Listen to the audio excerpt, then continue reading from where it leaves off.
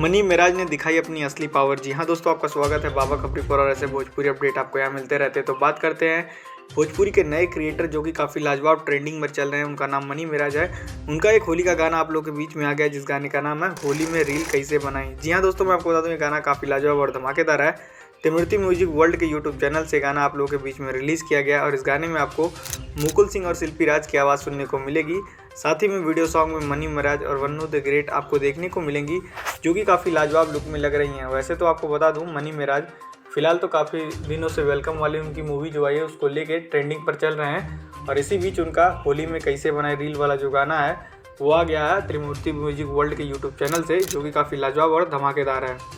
आपको पता होगा मनी मेराज एक ऐसे क्रिएटर हैं जो कि फ़िलहाल प्रयास में लगे हुए हैं काफ़ी बेस्ट कंटेंट देने के लिए और भोजपुरी इंडस्ट्री को बचाने के लिए ये भी काफ़ी मेहनत कर रहे हैं। मतलब जो फिल्म वाली इंडस्ट्री है उसी के लिए ये लोग भी काफ़ी मेहनत कर रहे हैं। तो उनका ये गाना आया है जो कि काफ़ी लाजवाब और धमाकेदार है और होली की पावर तो उन्होंने दिखा दी।